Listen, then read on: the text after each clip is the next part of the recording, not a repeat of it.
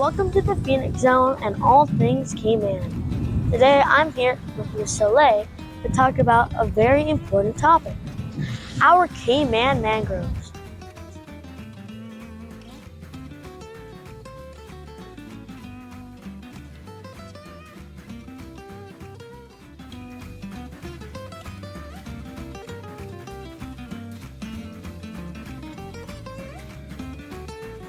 Ms. Soleil, thank you for joining the Phoenix Zone. Thank you for having me, Phoenix. It's great to be here. So, I saw some of your videos with Sustainable Cayman. So could you please tell me a little bit about yourself and how you got started with studying the environment? Right, so my name's Soleil Parkinson. I'm a wildlife conservation student and also an ambassador for Sustainable Cayman.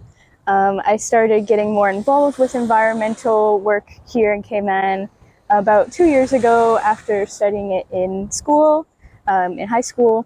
And so, yeah, through being an ambassador, I've learned a lot and gotten to do other work as well with DOE and other areas. So, yeah, learning a lot. So I also understand that it's Sustainable Cayman's 10-year anniversary. Indeed. So what have been some of the highlights and some of the milestones throughout the 10 years of Sustainable Cayman? That's a good question, and there's definitely a lot. So our main goal in Sustainable Cayman is to promote environmental sustainability and conservation. So some of our key projects just this year, because we've had a lot through the years, is we started a podcast that's led by our ambassadors called Island Echoes.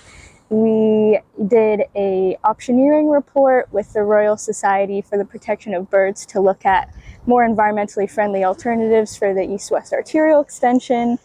We're doing a campaign called Wetlands Thrive, Life Survives on protecting the central mangrove wetland.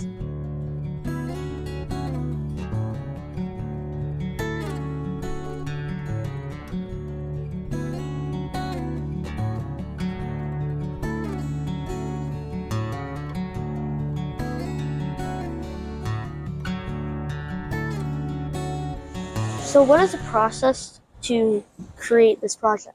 Right, so when we're looking at planting the mangroves, it can actually be quite tricky. Mangroves they're a little bit particular in how they need to be planted. So with this project here, we're experimenting with these big choir rolls. So those are made out of coconut husks, so they're completely biodegradable.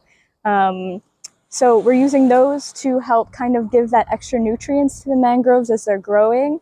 And then we've planted the mangroves in alternating fashion to kind of help them build like a wall, since we want it to be kind of protecting the coast and also to help build a new ecosystem for creatures to live in and things like that. And then beyond, going back further, we have mostly all endemic and local plants to help kind of incorporate those and preserve those, and also plants that will be appealing to butterflies, as that's also one of the goals for the project, is to hopefully increase the blue pygmy butterfly population. So we kind of have two projects going on in one to maximize the conservation efforts. So how many mangroves do you plant at one time? And where do you plant them around the Cayman Islands? So this project here, the Pirate Cove Shoreline Park, is actually our pilot project. So it's our first one we've done, and we've planted around 30 red mangrove saplings here, and also a few buttonwood mangrove saplings as well further back in the park. So we're hoping, if this is successful and it works the way we hope, that we'll be able to expand it to the other side of the piece of land and also expand it across the island as well. So why do you think it's important to start the project now instead of earlier? That's a great question. I mean, it definitely would have been great to start it earlier, but it's never too late to start on things. And as we've seen with areas like South Sound, 7 Mile Beach, we're losing a lot of our sand, and especially with construction of new places, it can disturb how the sand moves. So by planting these mangroves back here, our hopes are that it will hold the sand in place and potentially bring back more sand to South Sound. So how do you think the community, developers, government, so how do you think all of them could help with this project? Yeah, so with this project so far, we've actually had a lot of support from collaborators. We have a grant for this project from Darwin in the UK, and we have lots of supporters here as well, like DOE, Caribbean Blooms. There's so many supporters. But moving forward, if we hope to expand this, we're definitely going to need support, just vocal support from the community that they like what we're doing and that they'd like to see more of it, and then also support through more funding and more volunteers as well. Yeah. Or what do you think is the best way that they can help?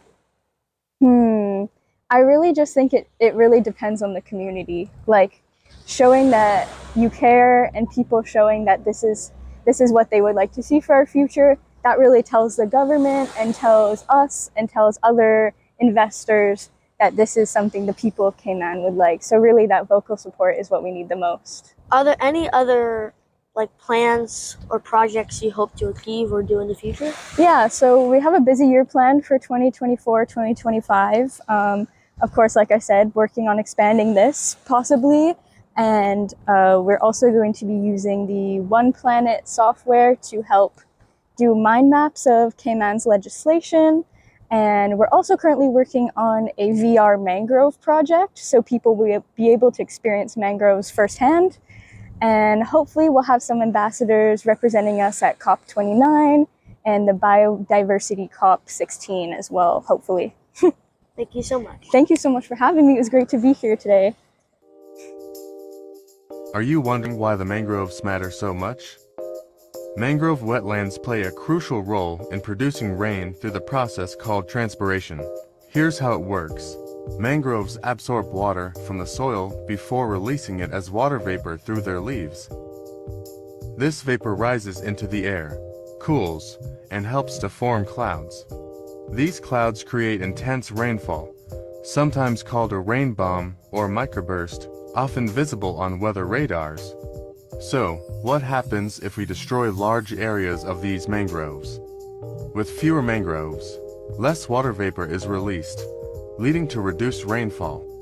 And without the cooling effect of transpiration, local temperatures will become even more unbearable.